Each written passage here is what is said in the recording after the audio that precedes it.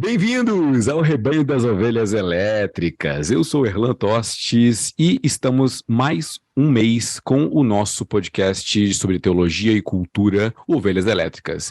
Comigo está Rogério Moreira Júnior para continuar o nosso papo, a nossa trilogia sobre os filmes da Pixar. Rogério, é um prazer te receber novamente. Vamos junto, cara. Ao infinito e além. Não, pera, a gente já falou desse, né? Já, essa pauta já foi queimada, Rogério. Não estamos sozinhos, contamos com a presença inédita de uma teóloga de Goiânia, Thaís Rocha. É um prazer te receber. Sou Thaís de Goiânia, quase teóloga, ouvinte assídua do Ovelhas Elétricas há muito tempo, do Fora do Éden e do Bibotalk.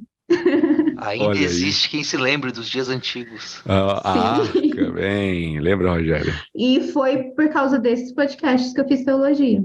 Olha só que maravilha. Começando pelo Bibotalk, Fora do Éden e Ovelhas Elétricas, que já eu me apaixonei pela questão da parte nerd, de cosmovisão e tudo mais. Maravilha. E com esse time a gente vai continuar a conversar sobre os filmes da Pixar que nos emocionam, que nos arrancam risadas e nos proporcionam reflexões sobre coisas que a gente nem pensava que precisava saber a respeito de nós mesmos. Para isso, a gente começa, Rogério, falando sobre a continuação cronológica dos filmes lançados após o quê? Wall-E? Depois de Wall-E veio Up, provavelmente, não é não? Up. Em 2008, Wall-E. Em 2009, Up. Up que é um filme bem minimalista, né? Tem 2 letrinhas no original, mas aí no Brasil o pessoal não aguenta, né?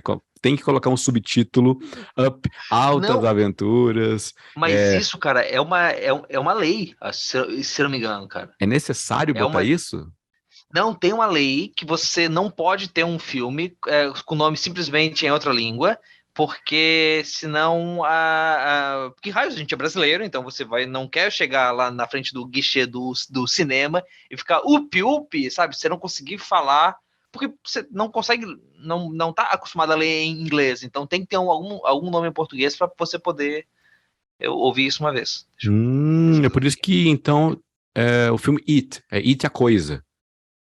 Jaw, virou Tubarão ou filme. Isso. Super-herói ou filme. Olha só, eu não sabia dessa parada. Ok, mas também não faz diferença nenhuma. Vamos falar um pouquinho sobre como Up muda um pouco nossa perspectiva sobre o luto, talvez? O que você acha, Thaís? Como Up conversa com você? Como foi a sua experiência assistindo esse filme? Eu chorei em 12 minutos. Sim. Foi tipo um recorde Pixar, assim. Quando começa ali com aquela música, a trilha sonora, e vem e mostra a Ellie e o Cal, a sintonia dos dois, ele totalmente diferente dela, eles totalmente o oposto, uma extrovertida, um introvertido, e aí vai mostrando toda aquela questão do sonho dela, e que ele também abraça aquele sonho, e que começa a vir tantos obstáculos. Pode spoiler? Sim. Sim, tá liberado. Aqui, spoiler de todos os filmes que a gente for falar. Quem não viu, corre, ou então, que não se importa com spoiler, continua. E quando veio ali, que tava aquela alegria, e parece que quando eles iam conquistar o sonho, acontecia um imprevisto. E a parte ali que eles sonham em ter um filho e não tem, e depois que ela já está trabalhando. E não, é engraçado, que eu acho interessante a questão do zoológico, que ela trabalha que ela precisa ficar mais inclusa e ele tem que se dar com pessoas. É totalmente assim, o oposto, é como se o mundo deles conversasse. E quando a Ellie parte, que é quando ele consegue o dinheiro das passagens, e que ela parte, que ela morre, e vai aquela transição do colorido pro melancólico, pro cinza, pro luto, aquilo ali eu já me derramei, eu já chorei. Porque qual que foi o sentido da Ellie em tão pouco tempo na história? Realmente Realmente, ali, você chorou ali quando, na morte, no luto, eu tava chorando já com eles crianças, andando de Nossa, carrinho mano. na rua, e ela querendo explorar o mundo, que nem o grande explorador, o Charles Mantz, acho que é uma parada assim. Eu Isso. estava Sim. chorando ali, os dois, aquela história, e o Cal todo tímido, e ela, e ele se afeiçoa com ela, com aquela explosão, com aquela energia que ela tem, e aí vai passando o tempo, sabe? Ali eu já, e a música, né? Ele se Tananana. apaixona já e fala, uau! Acho que é em 7 minutos do filme. Quando ela fala, eu gosto de você, você é caladão. Isso, Ele isso. já fala, uau! Já tá É, apaixonado. quem Já é uma essa menina que falta criancinha. um dente, né? Isso. E aí, Não, Rogério, como é que foi a tua experiência com Up? cara, a Thaís estava falando aqui, e provavelmente eu, junto com muitos ouvintes, quase chorando aqui também, né? Porque, de fato, a trilha sonora dessa sessão aí, aquela música ali O do pianinho. Giacchino, céu, gente, é um absurdo. E a Pixar tem essa capacidade, né, cara? O pessoal ali tem esse jeito assim de, ó, eu vou agora te fazer chorar, entende? E faz, tranquilamente. O próprio Divertidamente, que a gente vai falar depois, também tem os seus momentos que os caras sabem os botões que tem que apertar. Lembrando agora, eu acho que além dessa parte infantil super fofa, super e super infantil assim, sabe? Você vê é assim que crianças interagem, sabe? Mas cara, eu sei que a gente tá falando dos 10 primeiros minutos do filme, mas essa vida deles narrada e resumida ali, isso é tão comum, é tão cotidiano, sabe? É tão ordinário e tão maneiro, sabe? Não é à toa que essa música, mais seja uma música triste, ela, tipo, ela tem esse tom romântico, assim, esse tom de romance, de casamento, porque ela lembra pra gente que é tudo passageiro, né? Que a grande aventura tá ali, né? Tem uma grande aventura naqueles 10 minutos, né? Tem uma coisa maravilhosa que é essa vida juntos, cotidiana, sem grandes novidades, sem, sabe, tipo, você juntando dinheirinho e o pneu do carro fura, e sabe, e a vida é toda feita disso, né? Tem lá o livro muito bom, do Michael Horton, o Simplesmente Crente, que ele fala disso, né? A gente é viciado em querer coisas grandes, né? A próxima grande coisa, né? Mas a vida é feita desses momentos simples, né? Nessas vidas simples, né? Nesse cotidiano simples. Tem uma coisa legal que eu pesquisei do filme, é que a voz da Ellie criança é da filha do diretor. E aquele desenho do que aparece no início até o fim foi a filha do diretor que fez. Então isso já dá aquele peso mais ainda amoroso, singelo para o filme, porque a filha do diretor está presente ali na personagem da Ellie. Eu vi um vídeo. Eu não sei se foi do Adam Neely, foi de algum youtuber que faz análise de músicas, que estava analisando como a Pixar foge de um padrão musical que existe, que normalmente é para cenas muito alegres, coloca a música em tom maior, né? E faz toda a dinâmica da composição nesse tom, e você tem essa sonoridade que te anima e tal. E para cenas tristes ou melancólicas, você coloca músicas em tom menor. E causa esse tom sombrio, esse tom misterioso. Só que a Pixar, ela não usa isso, ela usa o mesmo tema, só que com andamento e dinâmica diferente. Então, a mesma musiquinha que tá tocando com a Ellie e o Carl, crianças brincando, taranã, taranã, taranã, taranã, essa mesma música, ela toca, sei lá, quando a Ellie descobre que não pode ter filho, ou no funeral dela, só que com um andamento muito lento.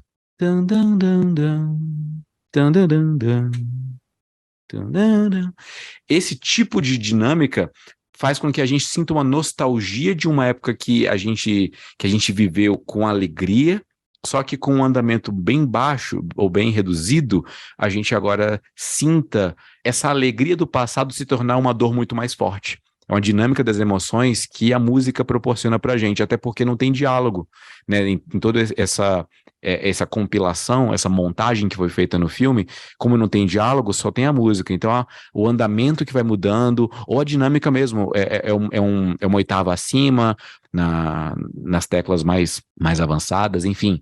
Eu achei essa análise sensacional, mas a gente pode se aprofundar um pouco mais, porque tudo isso que a gente está falando, o filme tem 10, 12 minutos, né? Então, a gente, que é o falecimento da Ellie, e esse é um evento chave que muda a dinâmica do filme e transforma aquela história bonita, idílica, num marasmo ou de luto eterno, né? Porque o Cal envelhece, se torna um vovozinho, bem ranzinza, né?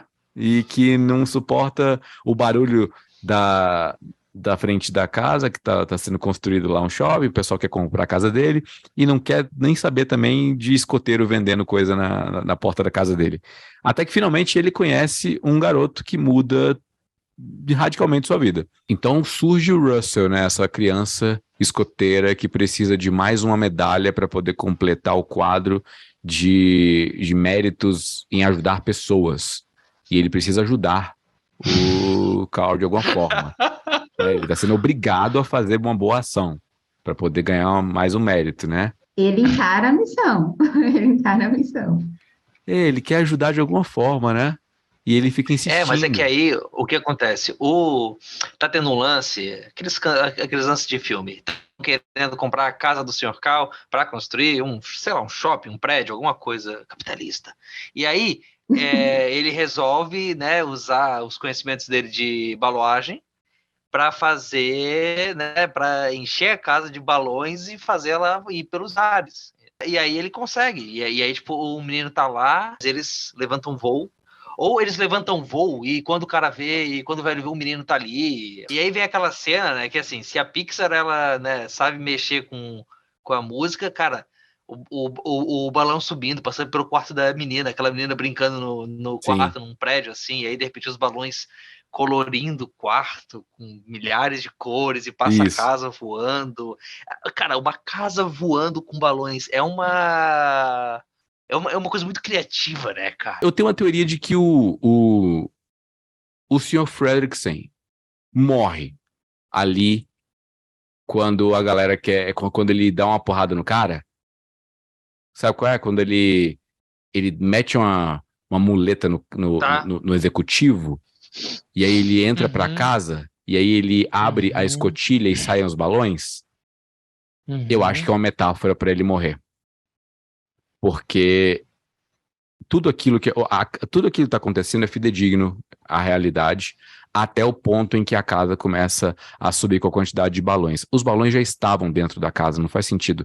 O empuxo, o peso, enfim, a aerodinâmica já estava acontecendo, entendeu? Não faz sentido você soltar, enfim, o peso já estava exercendo contra a gravidade ali.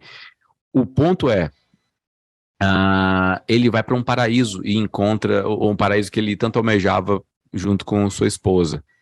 E tudo aquilo que ocorre é uma aventura fantástica dele quando era criança, de encontrar o seu herói. Enfim, e ali a gente vê que o herói dele era um vilão, o que é uma quebra do que era a infância dele, né? E toda a forma como ele se tornou alguém amargo, e essas memórias são manchadas pela essa amargura do presente.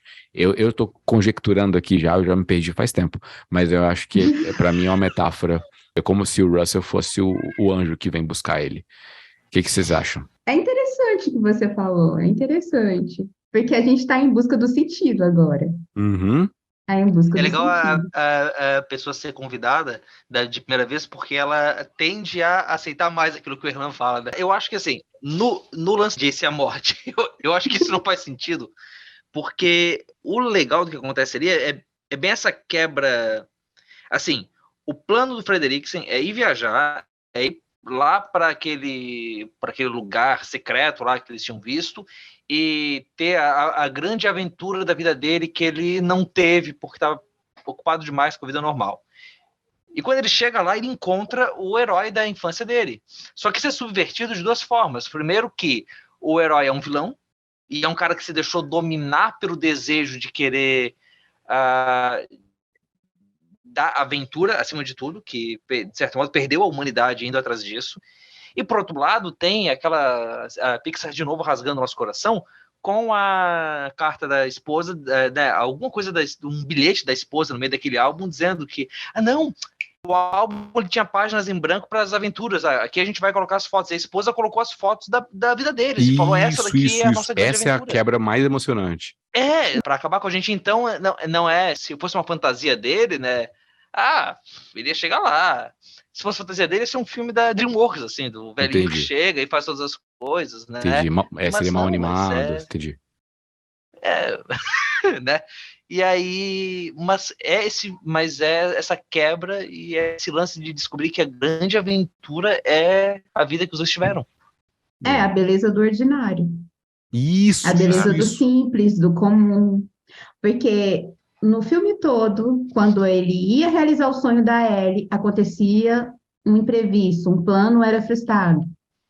Então, para ele, era como se ele estivesse buscando o sentido de retornos de lembranças, de memórias da Ellie, no momento em que ele estava ali tentando realizar o sonho dela. Isso. Eu acho que em algum momento ele abandona a própria identidade e passa a viver uma vida para a esposa, uma vida em que ela se sentiria orgulhosa, ou que a faria feliz e tal, mas eu acho que ele perde o senso de propósito no falecimento dela. Até porque o sonho era dela, tudo era assim, ela movia a família e ele ia junto. Quando ele perde a esposa, ele não tem mais ânimo, não tem mais o combustível para seguir com sua vida. Então ele se torna alguém aguardando a morte, basicamente. A gente não pode ser cruel com essas pessoas porque faltam Russells na vida delas, entendeu? Para mostrar que, ei, é possível você ter sua aventura. É possível você viver uma vida e ter novos objetivos, entendeu? Vou citar um exemplo pessoal. Eu lembro quando meu pai faleceu, em 2015, eu entrei num processo muito, muito denso na minha vida, onde eu estava realmente muito para baixo. Foi um processo de depressão forte. Enfim, graças à minha esposa e outras pessoas na minha vida, eu consegui sair, enfim, ter novos sonhos, novas oportunidades, sabe? O processo de luto, ele precisa ser sentido. Muitas pessoas negam, né, a importância dele, enfim, e as etapas que são exigidas. A dor, ela não pode ser um buraco onde você cava e fica lá para sempre. A dor tem que ser como se fosse um remédio amargo, né, que você tem que tomar. Mas ele faz efeito com o tempo, né? E às vezes o tempo não foi muito carinhoso com o Sr. Fredricksen. Foi necessário uma nova pessoa para mostrar para ele que é possível ter uma aventura. Sim, a dor ela faz parte do ser humano, do crescimento, do amadurecimento e do cristão. E do cristão, principalmente. Porque o nosso Deus, ele morreu numa cruz. Os discípulos passaram pelo o processo de luto. Então, tem toda uma trajetória ali na dor. Encontrar o significado na dor. Qual o seu significado diante da dor? Você fica assim, aquele vazio, aquele escuro, aquelas noites cinzas. Quando que vai voltar a ter cor? Quando que você vai sair dessa? Qual que é a esperança? E aí, já caminhando para o cristianismo, a nossa esperança está na eternidade. Quando estamos diante do luto, a gente lembra que o nosso Deus foi um servo sofredor e que, por ele ter passado por todo esse sofrimento, vamos passar também, e ele deixou isso de ensino. Concordo com a Thaís, eu acho que é isso mesmo. E pensando aqui, né, no que aconteceu na vida dele, eu acho que tem duas coisas, cara, que pra gente como cristão podem nos ajudar muito. Primeiro é um senso de gratidão, um senso de maravilhamento diante das coisas que a gente tem. Umas semanas atrás, teve um dia que minha mãe ela foi ao centro, eu trabalho aqui no centro, e aí eu combinei, mãe, vamos almoçar junto. E a gente foi num restaurante legal aqui no centro, e aí, enquanto eu tava esperando ela vindo lá do terminal de ônibus, cara, eu comecei a ver algumas pessoas ali, aqui no centro da cidade, umas senhoras assim passando, então cara, um dia minha mãe vai ficar velha, cara, um dia minha mãe vai envelhecer, e um dia minha mãe vai morrer, e um dia eu vou, sabe? E cara, os anos eles vão passar, eu vou falar da minha mãe e cada vez menos pessoas vão se lembrar dela, vão ter conhecido ela, entende? E vai ter pessoas que, eu conheci ela quando era muito novinha, e segue a vida, sabe? E vai chegar uma hora que ela vai ser completamente esquecida. Mas, naquele momento, naquela tarde, ela estava ali. E ela veio, e eu pude abraçar ela, pude, né, voltar de pôr a cabeça nesse tempo do futuro, né, de um futuro onde eu não vou ter ela por perto, e ela estava ali, eu podia abraçar ela. O Chesterton fala lá no Ortodoxia, lá sobre como que as coisas ordinárias elas são muito valiosas, né, que né, na Terra das Fadas, as macieiras às vezes dão limões, dão tangerinas. Quando elas dão maçã, você fica feliz assim, poxa, que legal, a macieira deu maçã. Só que a gente, com a nossa cabeça científica, moderna, a macieira dá maçã, cara, inclusive se ela não dá maçã do jeito que eu quero, isso é um problema, né? Derruba essa macieira. Mas o fato da macieira da maçã é uma benção. Por que falando do estudo? Tipo, né, o Frederiksen, ele não viu, ele demorou a ver que a coisa tinha a magia de viver a vida ao lado daquela mulher, dançando com ela e vivendo a vida simples ali, ela era imensa, ela era muito maior do que qualquer aventura. E a gente, às vezes, por estar esperando, seja crescer na carreira, seja quando os filhos crescerem, quando eu estiver casado, a gente não vive o agora, esse dia que o Senhor fez, alegremos e exultemos nele, da forma como é. Deus nos dá um dia, Deus faz o sol nascer com graça, e a gente fala, quando aquilo acontecer, vai ser um dia maneiro. Hoje é só um dia normal, né? E a segunda coisa é que a gente, se a gente olha para o passado, para o presente, deve ter gratidão e deve receber as coisas com muita gratidão, a gente há a esperança de uma aventura maravilhosa no futuro, né? E essa é a nossa... E que aí sim, toda a aventura que a gente tem na Terra vai ser pálida comparada a ela, né? Há uma aventura nos esperando. É muito bonito isso, Rogério. Acho que a Thaís matou a questão, né? A questão da encontrar a beleza no ordinário, né? Para citar Chesterton de novo, né? Aquela parada de que não tem nada mais belo que um homem comum, um homem casado comum, com uma mulher comum, uma família comum, vivendo uma vida comum. Isso. Caras, mas eu acho que é bem isso mesmo, sabe? Talvez... será que o grande problema é o seguinte, existe um gap entre o falecimento da Ellie, já ele com devia ter uns 50 anos, 50 e tantos anos. Ele estava trabalhando ainda no zoológico, né? Por ali, né? Ela já estava grisalha, por ali, uns 50 e tantos anos. E o aparecimento do Russell. Então ali ele devia ter uns 70, por ali, né? São quase 20 anos enclausurado, quase 20 anos recluso, sem uma vida social, satisfeito com esperar o tempo passar. Entendeu? E a única atividade ativa que ele tem é reclamar das coisas ao redor dele. Mas esse recorte, essa leitura que a gente faz dele, tem muitas pessoas hoje vivendo isso. Talvez ouvintes agora nesse podcast ouvindo isso. Sem perspectiva de futuro, sem planos, sem sonhos. Eu não estou falando também de uma perspectiva triunfalista de que Deus vai realizar seus sonhos. Muito pelo contrário, estou com o livro do Bibo aqui, o Deus que destrói sonhos.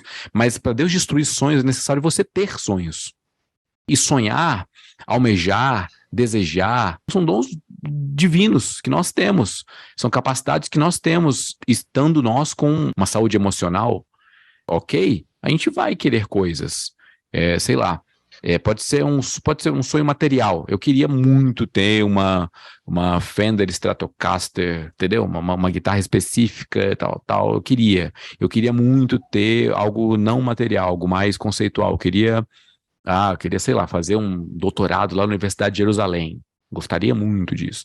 Gostaria de algo mais abstrato ainda. Gostaria de estar no, sei lá, no evento X, no show do Red Hot Chili Peppers. Sei lá, entendeu? Alguma coisa assim, no Slane Castle de novo. Enfim, são desejos que a gente vai externando. Pode ser que alguns a gente trilhe a nossa vida inteira e não realize. E tá ok. Uhum. Tá ok. Uhum. Pode ser que alguns Deus nos dê graça e a gente consiga. Pode ser que... Mas só que é necessário ter. Se a gente para de sonhar... Tem um livro assim, né? Todo mundo para... Todo mundo para de dormir. Do Saramago? Não. Não, né? Não, né? Não. Tem um que todo mundo para de dormir, cara. E só uma menina consegue dormir. Aí o pessoal começa a perseguir essa menina. Tá ligado? É muito legal. Nossa, cara, não faz isso não, pô. Porque essa galera tá tipo, daqui a uns 10, 11, 12 dias, todo mundo vai morrer. Vai ficar louco e vai morrer. E só essa menina consegue dormir. Aí o pessoal o exército quer levar essa menina. Mó legal. Depois, vou lembrar depois. Putz. Enfim. Mas é necessário, o sonho é necessário, entendeu? Ele não pode, claro, ser o objetivo primaz da vida, eu não vou correr atrás, né? É aquela história, acredite nos seus sonhos. Não, eu não acredito nos seus sonhos, eu gosto de ter sonhos, gostaria de realizá-los, mas eu acredito em Deus. Eu submeto minha vida à vontade, aos planos de Deus, submeto, claro. Se quiser destruir todos, beleza, pode destruir, mas eu vou ter mais. Mas a partir do momento que a gente deixa de almejar novas coisas para nossa vida, isso passa a ser um problema. O que você acha, Thaís? Já que eu fiquei sabendo que sua monografia foi mais ou menos nessa área da teologia da prosperidade, confissão positiva. O que você acha em relação a isso? Enquanto a sonho é esperança, né? Não tem como você não sonhar, mesmo sendo cristão, mesmo sabendo que talvez aquele sonho ele não vai realizar. Mas tem aquele meme das cenas do The Chosen, eu contando meus sonhos para Jesus, Jesus rindo comigo. O problema não é isso. O problema é quando você sonha algo egoísta que não está ali, que não vai trazer algo para o reino de Deus, que não vai estar ali junto com a missão e o caminho de Deus. Eu acho que quando os nossos sonhos ele não é comunitário, ele é egoísta, ele vai ser frustrado, sim. Mas a questão é, quando o nosso sonho, ele não é só meu, ele não é só algo meu, mas ele é algo que também vai ajudar o outro, a ver o outro, a realizar o outro, que nem o caso da Ellie, que o sonho não era do Cal, o sonho era da Ellie, e ele correu atrás disso. Sim. Quando ali está aquela casa tenebrosa, cinza, e que abre os balões, é como se fosse uma ruptura. Ele está deixando o egoísmo dele, aquele cantinho, aquele sofrimento, para pensar, não, eu poderia fazer algo pela Ellie também, enquanto ela morreu, mas eu tenho a memória, eu tenho a lembrança, e eu posso meu goianês. Isso. A história dela. Eu posso continuar isso. Então, ele meio que tornou um sonho que não era dele, e quando esse sonho não é mais dele, é um sonho que era dela, e junto com o Russell ali, que queria só uma medalha, porque no início ele só queria uma medalha. Isso. Mas que eu acho que ele foi se envolvendo ali na história e acabou se tornando uma aventura dele também. Então fica nisso.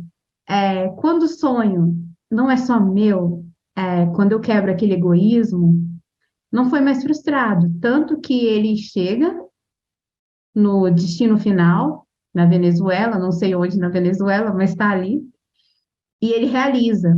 E quando parece que ele realiza, que você vê que o Russell sorri, tem totalmente uma conclusão ali de significado. Não é mais meu sonho, não é eu estou ali na minha dor, no meu sofrimento, no meu pesadelo real. Mas no momento em que eu percebo o sonho do outro, que eu vejo o outro, esse sonho ele vai ser realizado. E eu acho que é assim com Deus. Porque quando o sonho não é mais egoísta e é comunitário, se realiza. Porque é uma coisa relacional, é uma comunhão, e é um Deus relacional. Muito bom, muito bom. Muito bom. Ainda bem que a gente trouxe alguém especializado, né, Rogério? Exatamente. Né, os ouvintes aí há meses reclamando, finalmente foram ouvidos. Que demais, é uma nova perspectiva. Eu saio daqui com uma nova perspectiva do filme Up. Eu vou até reassistir e não vou acreditar que ele morreu, não. Vou achar que ele tá. Não, mas num ele não sonho. morreu, Hernan. Ele não Ele não morreu. morreu. Não, pera, você fala Mas ele você morre. fala da tua Não, teoria? mas ele morre no final? Não, Não, né? cara, nos créditos tem a cena dele no asilo brincando com o Russell e tal. Ele ganha um amigo. Sério? Eu nunca vi. Desculpa, a gente tá te dando spoiler. Não, você tá de zoeira. Sério? Tem isso? Porque, pra mim, o Sim. filme terminava com a casa pousando lá do lado da cachoeira e ele morrendo de fome, porque não tem o que comer ali perto, né? Não, cara, eles fogem, cara. O menino também. Pera, calma. Não, no final não. Tem aqui, ó, a cena deles do lado de fora de uma loja de. Não é no asilo, não, desculpa. É do lado de fora de uma loja de sorvete, tomando sorvete. Cara, é Marvel agora, é pós-créditos. Tá bom. Não, cara, É porque comendo a shawarma casa em Nova fica, York. mas eles não vão de casa, eles vão de dirigível. O dirigível do Mantz. Isso. Legal. Ou você pode acreditar que ele morreu e reencarnou no, Não, sei lá, não, não, não, não, não. no cachorro. O Doug, né? O cachorro, Exato. o cachorro segue o mesmo princípio do Ratatouille, né? Que é um animal que se comunica com o humano, né? Mas ele se comunica porque ele tem aquela coleira que é falante, que traduz os pensamentos do cachorro para voz. A gente podia ter uma coleira dessa, né? Porque às vezes tem cada gente que a gente encontra que a gente fala e não entende, né? Tinha que ter uma coleira na pessoa, né? Pra gente poder entender. Mas vamos passar pro próximo filme. Rogério Moreira Júnior, qual o próximo filme que a gente vai analisar agora? Na verdade, a gente vai falar agora a gente vai falar mesmo o Brave, o menino, Valente. né? O Valente. Eu quase Valente, eu choro chamei de muito rebelde. nesse filme, sabia? Choro muito. Sério? Esse filme, Nossa, no Up eu choro que é só a no início. menina valente. É o da Mérida. Que ficou estranho, né? Porque Isso. é porque chamam ela de Mérida, né? Só que falam bem rápido. Mérida. Aí parece algo feio. Mas Aquele pessoal que traduziu Coco por Vida, a vida é uma festa, eles não estavam trabalhando nessa época aqui na Disney do Brasil. Vamos mudar o nome para Maria. A Mérida, nossa, eu choro muito, eu choro em todas as músicas de Valente. Ela lá no cavalo, atirando nos alvos e tal, fazendo um monte de coisa, eu tô lá chorando, velho, sem motivo nenhum. E aí, na cena da mãe dela, quando ela corta o tapete, quando os meninos aparecem transformados em urso, E aqueles ursinho. três, cara, quando aparece o pai dela enfrentando o ursão gigante, a cena final dela perdoando, a mãe pelada, nada a ver, eu tô chorando, entendeu? Então, Que isso? Se isso entrar e o Padre dos Balões não entrar, eu vou ficar muito chateado. não, vai entrar, eu vou bancar essa aí, cara. Não, cara, porque é bonito, uma cena bonita, tá todo mundo lá, cara, muito bonito, cara, muito bonito. Então, enfim, a gente não fez um resumo do Up, né? Que é senhor idoso encontra um garoto escoteiro e vive em aventuras O Ovelhas Elétricas não é mais o mesmo, né? Vai, Erlan, faz aí pra gente no caso o do balão. resumo do Mas Brave em um tweet. Valente é o seguinte, é uma releitura medieval daquele filme Noiva em Fuga medieval. Só que não tem noivo. Tem 3 noivos no filme, Rogério. Tem, verdade. Ela tá prometida lá pra galera, porque o pai dela quer unir os reinos, lembra disso? Que fortalecer os reinos? Enfim, Sim. Valente é uma ode à liberdade, né? Ele aproveita o discurso de emancipação ou de valorização. É tipo um Charlie Brown, né? O jovem no Brasil não é levado a sério. O jovem, a jovem, sei lá, do século oitavo, sei lá de que época é aquela, a jovem do século oitavo não é levada a sério. Então, ela é só um ser reprodutivo para unir famílias, né? Então, só que ali existe uma ode à liberdade, à valorização e ao reconhecimento do valor que existe no indivíduo feminino, sobretudo, né? Só que isso culmina numa relação maternal bem distinta, né? O destaque está na relação da Merida com a mãe. Tem toda essa história da magia, do fogo-fato, do feitiço que transforma lá todo mundo em urso, mas todo mundo não, mas muita gente tem discussão com os pais, sobretudo com mãe, né? Mãe é algo tão angelical, tão maravilhoso, que às vezes a gente, claro, quando cresce a gente não tem mais isso, mas quando é adolescente a gente vai falar, minha mãe é tão chata. Então, às vezes, a imagem mental que se faz de uma mãe que reclama de você e manda você arrumar a cama e lavar a louça é de um monstrão, de um ursão, entendeu? Talvez seja essa metáfora que deva ser feita, né? Que a mãe se importa com a Merida, ao passo que a Merida também precisa que a mãe entenda o lado dela, porque as demandas que ela tem e as reclamações que ela tem são válidas. Então, esse jogo de poder se equilibra no perdão, no amor, na reconciliação. É um conflito geracional, né? Eu não vou falar que aqui só tem uma mulher forte, que é a Mérida, mas a mãe dela também tem uma personalidade muito forte. Sim. É como se fosse ali um duelo de eu quero que você seja a filha que eu sonho, e a, e a Merinda, ela só quer andar a cavalo, se aventurar. E o que eu acho interessante nisso tudo é que ela é parecida com o pai, tanto nas aventuras, nos gostos, no arco e flecha, e também no cabelo. Até o cabelo deles são parecidos. Tanto que quando vai ali para a preparação do noivado, né? A mãe dela vai, prende o cabelo, coloca Sim. adornos, coloca todo um estilo bem mais princesa, e ela fica totalmente desconfortável naquela Isso. situação, porque não é ela, não é a personalidade dela. Então, eu acho que, além de ser um conflito entre mãe e filha, é também um conflito de gerações. Uma geração bem mais tradicional com uma totalmente com novos pensamentos, mais atualizada, e a falta desse diálogo entre essas gerações. O Elan estava falando ali sobre a mãe se sentir, né, a distância entre as duas. Quantas vezes a gente que é pai não se sente um ursão, né? Tipo, no sentido de ser desajeitado, de não saber fazer, e de querer. Vocês estão até ouvindo a Lígia chorando aqui do lado de fora.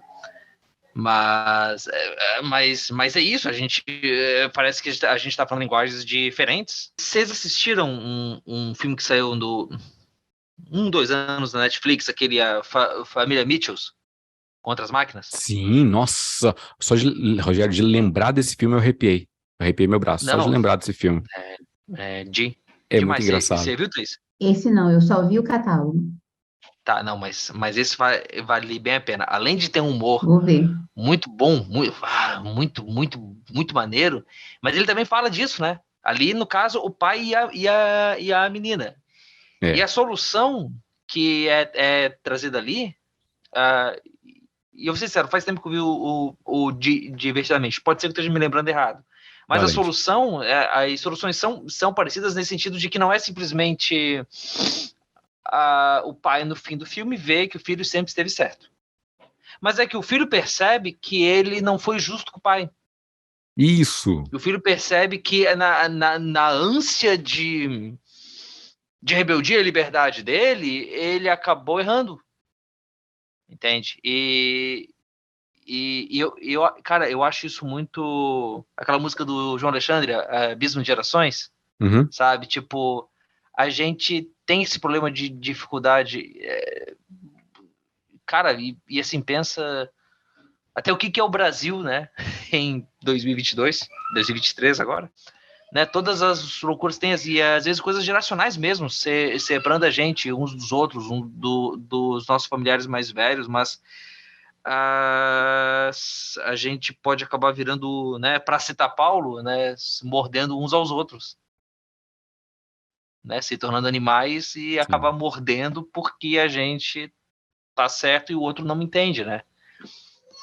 Mas isso não é, né? Mas Cristo é aquele, né, que, segundo Malaquias, converte o coração dos pais aos filhos e dos filhos aos pais, né? Nossa, tem muito material aqui, né? É curioso que a Merida gosta da natureza, gosta do arco e flecha, de tudo aquilo que foge do estereótipo do que normalmente uma menina naquele período, ou em qualquer período, falar bem a verdade, as pessoas Em têm esse qualquer estereótipo, período. né? Ela não está num padrão que a sociedade estabeleceu como feminilidade. Cabe aqui talvez até uma discussão interessante e moderna, né, sobre feminilidade. Até porque hoje tem muitas páginas que vão tentar definir a feminilidade, fazer lista do que mulher tem ou não tem que fazer. Esse tipo de linguagem. Talvez a gente está falando aqui, sei lá, do século VIII, por causa das runas que tem ali, século IX. A gente vê que não é que ela não queira o status quo, não é que ela está sendo rebelde, contracultural, enfim, ela só está querendo ser ela mesma, fazer o que ela gosta. E ela se identifica com o cavalo, com o chão, a natureza, com correr, com tacar flecha, com a mira. Ela gosta. A gente gravou um episódio de The Office aqui há um tempo atrás. Aí eu citei o caso de que em The Office tem muita gente lá no escritório que é bom em uma coisa, mas está fazendo outra. O Michael é um excelente vendedor, mas está lá gerenciando uma equipe. Ele não está sendo tão bom nisso. É claro que em algum momento ele se torna alguém melhor, as temporadas vão passando, ele vai aprendendo. O Jim, ele tem essa veia empreendedora, a Pen é artista, o Daryl é músico, o Creed, ele é um traficante, devia estar preso, não devia estar lá. Enfim, cada pessoa é boa em alguma coisa, mas está fazendo outra, sabe? Então, talvez o Valente mostre também que cabe a nós identificar, em primeiro lugar, o que nós somos bons. Qual que é o nosso arco e flecha? Já que o da Merida, ela já sabe muito bem o que ela é boa e o que ela gosta de fazer. Qual que é o nosso arco e flecha? Qual que é a nossa aptidão? Entendeu? O que eu sou bom? Talvez caiba uma discussão sobre autoconhecimento, sobre eu saber no que eu sou chamado para fazer, o que eu sou bom para fazer, o que sai do outro lado quando eu faço, o que me dá prazer de fazer, entendeu? Passa por isso. E um outro lado é saber aceitar o outro. É o processo de alteridade, de olhar para o outro, entendeu? Às vezes falta um exercício de empatia, cara, eu não quero seguir tudo que a minha família faz, eu quero ir por um caminho e eu tenho direito a esse caminho. Por mais que, é claro, o processo de adolescência é complicado e às vezes, é claro, a gente não tem plena convicção ou plena conhecimento de tudo aquilo que vai nos proporcionar o futuro, entendeu? As escolhas que a gente faz agora são muito, enquanto adolescentes, são muito importantes e cabe aos pais essa orientação, mas é uma orientação baseada em diálogo e amor, não baseada em seguir uma tradição estrita, né? Talvez caiba aqui uma discussão sobre até que ponto as tradições são importantes. O que você acha, Rogério? É claro que a gente pode muito facilmente cair para antitradição, para criar alguma coisa nova, e aí conversa até com aquilo que a gente falou do filme de antes, né, do Up, porque ali, né, né, o casal tem uma vida super tradicional, né, mas não é só porque algo sempre foi feito de um né, essa dialética, será? É a palavra que se usa? Que, né, entre você ter esse olhar para o passado e esse respeitar o passado, mas não deixar o passado ser uma camisa de força, né? Aquela, né, pensando, né, na teologia, aquela frase de que a tradição é a fé viva dos que morreram e o tradicionalismo é a fé morta dos que vivem, né? Tipo, porque às vezes a gente pode ser só tradicionalista, né? Só fazer as coisas porque sempre foram feitas assim, né? E, e de um jeito como você falou, que não consegue perceber que o outro não vai se encaixar muito naquilo e que talvez não seja um problema muito grande a gente fazer diferente, né? Se o Up lá, se o Frederiksen, né, teve que aprender não precisava realizar aquele sonho para se realizar na vida.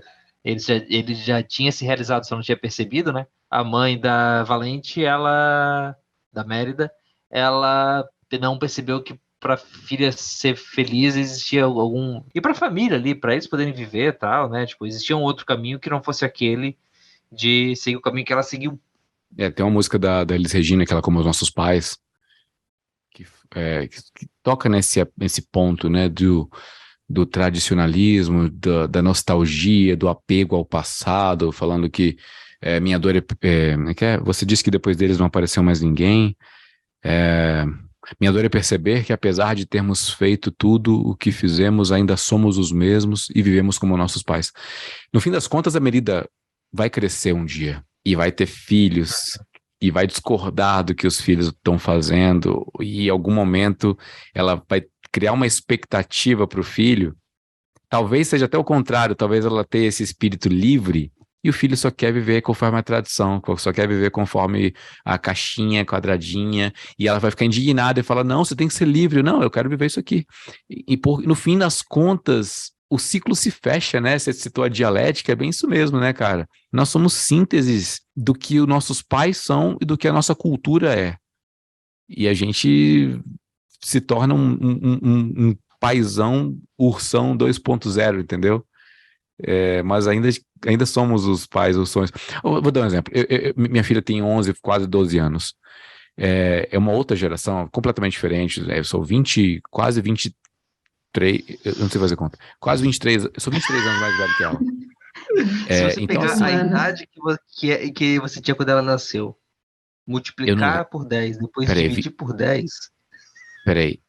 E essa equação? É que nem o Michael lá no... Aí encontra o valor de X. No CPF. É isso. Mas isso em metros dá quanto? Enfim. Mas aí, enfim, minha filha, a gente faz um monte de coisa junto, é muito legal a gente fazer coisas juntos. Eu mostrar coisas do passado para ela me mostrar coisas novas, a gente tem uma interação sensacional. Mas às vezes dá ruim. Simplesmente porque ela tem uma nova percepção, uma nova mentalidade, ou pelo menos gostos, né? A idiosincrasia precisa ser respeitada, né? O eu dela tem percepções e gostos de mundo completamente diferentes, e que às vezes coisas que eu gosto, vou mostrar para ela com uma expectativa de mostrar, filha, essa aqui é do tempo do pai, né? Vou mostrar aqui para você. Aí ela, legal, né? Legal. E isso me dá uma dor. Mas ainda assim é um processo de aprender com ela. Assim como ela gosta de coisas que eu não gosto, e também gosta de coisas que eu gosto. Ela me apresentou coisas tipo BTS, ela gosta do K-pop e tal, me mostrou, eu virei fã, Soul Army. Tem coisa que ela vê e eu falo, você não gosta não. Mas, obviamente, eu vi uma imagem um tempo atrás de um cara mostrando assim pro filho. Ele pega Star Wars e joga na cara do filho. Pega, sei lá, o Rambo, joga na cara do filho. O Indiana Jones joga na cara do filho. O De Volta para o Futuro e joga na cara do filho. Aí a imagem, na verdade, mostra o pensamento. Seja eu, be me, seja eu. Então, talvez exista uma geração que está tendo filho que vai querer que a próxima geração seja só uma cópia de si mesmo, entendeu? E outra, tentar, inclusive, realizar os sonhos que eu não consegui realizar e estou frustrado, mas eu quero que ele se realize na vida da próxima geração. Então, meu filho vai realizar o sonho que eu nunca pude ter. Mas isso é cruel, porque tira um pouco da liberdade e desrespeita a identidade do filho, sabe? Então, da perspectiva bíblica, né? Da perspectiva bíblica, a filho é herança do Senhor, é bênção, a aljava, né? Flechas que a gente lança, tal. Mas também, às vezes, alguns repetem os erros dos pais, mas filhos são oportunidades de novos caminhos. Não necessariamente melhores ou piores, mas novos caminhos. Quem vai analisar e julgar se são melhor ou pior, a Bíblia fala lá que fulano não andou conforme o caminho do seu pai e foi um mau rei. O pai foi um bom rei, o filho dele não foi tão bom. A gente vê, sei lá, eu confundo sempre o Ezequias com os Ezequias. Foi o Ezequias que teve um rei, teve um filho chamado Manassés. O Ezequias foi um rei conforme o coração do Senhor. O Manassés foi terrível, queimou criança, matou um monte de gente. Então, no fim das contas, o filho quando cresce, ele vai tomar a decisão dele, ele vai fazer o que ele entende que é correto, mas cabe ao pai orientar, entendeu? Não cabe ao pai tolher liberdade ou cortar asas, cabe ao pai guiar, entendeu? Eu falo como pai, agora o Rogério tá com a Lígia aí, é uma oportunidade, entendeu? Ímpar. Thaís, não sei se já é mãe, mas um dia será. Enfim, é uma oportunidade muito legal da gente quebrar a cara, né? Ver que a gente não é o protagonista da nossa própria história, saca? A gente, às vezes, se torna coadjuvante da história do nosso filho. E uma hora a nossa história acaba e a do filho continua. Enfim, Valente é um filme que mostra pra mim que existe a necessidade de valorização da relação paternal e maternal sobretudo, o filme foca nisso, e que sempre é possível recosturar o tapete cortado, recosturar o laço que foi cortado. Né? É um filme que exalta o perdão. O que vocês acham? Perdão e, antes de tudo, o arrependimento, né? Porque você vê que há um arrependimento mútuo, mas isso lá para o final. Mas uma coisa que eu queria ter voltado aqui, vocês estavam falando e que veio aqui na mente, é que na teologia, a tradição, ela serve para mostrar também os erros do passado, os erros teológicos, os erros de pensadores e de teóricos também. Então, quando você olha para o seu passado, para o passado da tradição, é como se fosse um laboratório. Quem que fala que é um laboratório da teologia? Miller Erickson. Ele fala que a história é um laboratório da teologia. Por quê? Porque é ali que você contesta, que você detecta os erros e os acertos que foram feitos. Então, eu acho que a questão da Valente ali, olhando, a Valente não, a Merida, olhando para o passado da mãe, viu os erros também, e é lógico que os acertos que a mãe fez, olhava também porque a Valente poderia fazer, a Merida. Aí eu fico pensando, porque tem tantas coisas que uma queria falar para a outra, e elas não falaram. Tanto que tem uma cena que a mãe fica falando tudo que ela queria falar, e, e a Merida fica do outro lado também falando tudo que queria, mas nenhuma fala uma para a outra. Tem essa barreira entre elas, essa barreira de diálogo, de olhar uma para a outra e tentar entender. Tanto que a Merida, ela foge da conversa, ela foge do processo. O que que ela faz? Ela vai para uma solução mágica.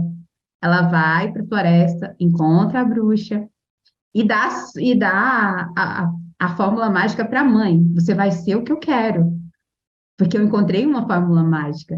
E às vezes a gente foge do diálogo, foge do processo com o outro, tentando encontrar uma fórmula mágica e dá ruim. Dá ruim porque quando a mãe se transformou no urso, o que que veio na hora? A história do passado do pai, que perdeu a perna por causa do urso. E ali a Merida larga a casa, o pai, e foge com a mãe e os irmãos transformados em urso. Ou seja, uma fórmula mágica que ela poderia ter conversado, se arrependido, transformou num total problema muito maior do que se ela tivesse enfrentado o diálogo. E a gente tenta toda hora caçar essa fórmula mágica e vai dar ruim. E acho que às vezes a fórmula mágica talvez seja, eu falei ali antes de transformar em urso, mas de ver no outro um urso, né? De ver, não, meu pai é um animal, meu pai não dá para falar com ele, não dá para, não tem solução, entende? O único jeito torna como algo diferente de humano, né? Se fosse outra pessoa daria para conversar, mas com ele não dá para conversar, né? E isso é terrível, né? A gente precisa, né, identificar aqui no outro, né, naquele pecador que é o nosso pai, naquele pecador que é uma pessoa da nossa comunidade que pensa diferente de nós, existe uma pessoa ali atrás, existe, né, ou um ser humano criado à imagem e semelhança de Deus que por si só merece dignidade. E que, né, falando da graça, não tem orc fora da graça, né? Somos todos seres humanos caídos, né? E se Jesus se tornou, né, como a gente, né, então a gente também pode se aproximar dos outros com humildade. Acho que a mensagem final do Valente é que quando a gente luta contra algo que não é essencialmente mal, só é algo diferente que nos incomoda, vamos pegar a tradição ou o conceito de criação que os pais têm. Uma hora a gente entra num ponto de ruptura. Ou a gente quebra ou a gente se adapta. Não necessariamente a gente, mas esse núcleo uma hora ou quebra, e aí existe várias famílias que, seja hoje por política, que o pessoal nem se fala mais, ou por religião, mudou, agora me converti, aí a família quebra, enfim, não respeita o que aconteceu. Enfim, vários motivos que deixam famílias quebradas, né? Há um ponto de ruptura, ou a um ponto de reconciliação, ou de adaptação, e que é o seguinte, cara, não concordo com você, mas eu te amo. Não concordo com você, mas eu tô topando viver uma vida contigo. Eu acho que a sua ideia é retrógrada, eu acho que você não tem capacidade de perceber uma realidade objetiva ao seu redor, eu te acho um tonto, mas eu te amo tanto que a gente precisa encontrar uma forma de conviver, entender? E não apenas conviver e tolerar a existência do outro, mas de se relacionar. E aí precisam alguns pré-requisitos para isso acontecer. Primeiro é querer, é a vontade, né? Haver vontade de haver um relacionamento, mãe, filha, pai, filho, irmãos, cônjuges, amigos até, se a gente for extrapolar para uma relação fraternal ou de amizade, é necessário vontade. E, em segundo lugar, é necessário boa vontade, né? Porque às vezes a gente quer, mas não vou dar o braço a torcer. O exercício da escuta às vezes falta, né? Eu ia falar que tem um pensador contemporâneo que fala: tudo é invisível quando você só olha para si. É Hungria, pensador contemporâneo. Ele fala numa música: tudo é invisível quando você olha só para si. E nada a ver, né? Porque é hip hop e tudo mais. Só que essa frase, ela me pega muito. Porque realmente, quando você olha só para si, é invisível. Você não vê não vê o seu contexto, você não vê o ambiente, você não vê o outro. E realmente, você está ali só no seu mundo invisível, no seu mundo perfeito, aonde a imperfeição do outro, ela não penetra, ela não entra. Hungria junta amor e fé, né? Tem uma música dele que... Eu acho que é isso. É bem essa? Eu confundo Eu as acho que é músicas. essa. Acho que é essa. Quando ele fala que quando junto amor e fé...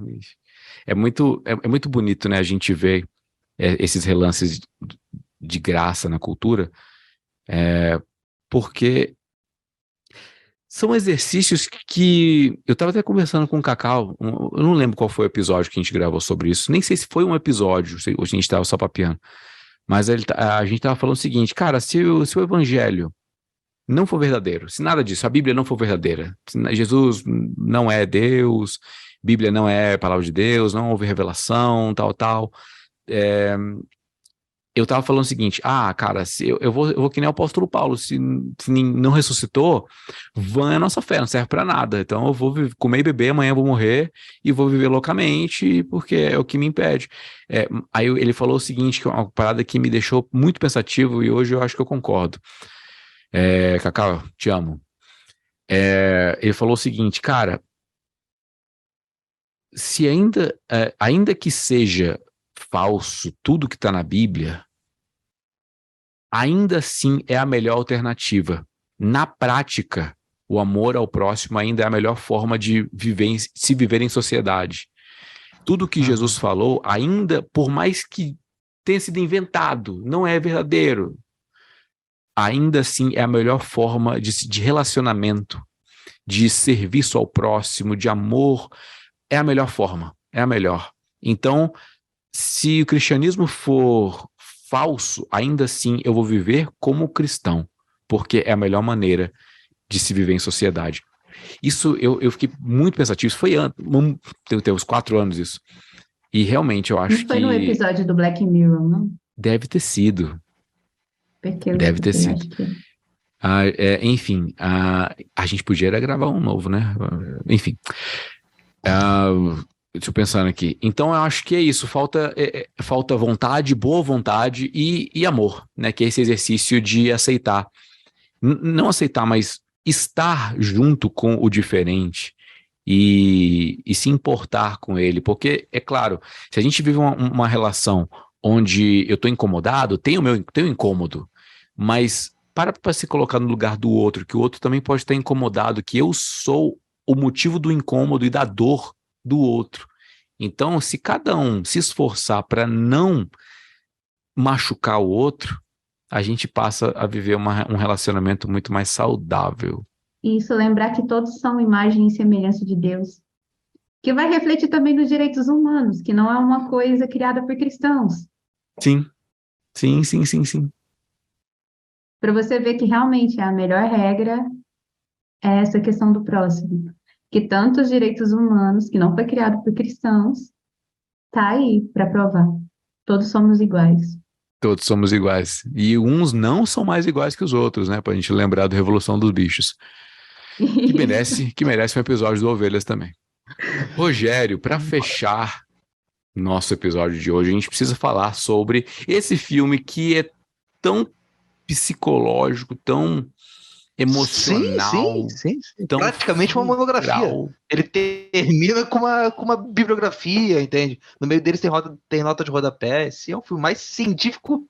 A gente tá falando de Divertidamente, obviamente.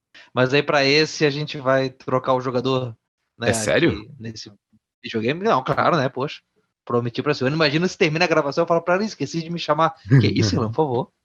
Eu tenho um casamento. Então quer dizer peraí, então quer dizer que você vai chamar a Silvana? Vou chamar a Silvana. Então tá. Vem, Silvana. Senhoras e senhores, Silvana está entre nós. Olá, boa noite. Tô eu, Plácia, tava sentada lendo um livro, na maior tranquilidade, assim. Aí eu vim pra cá.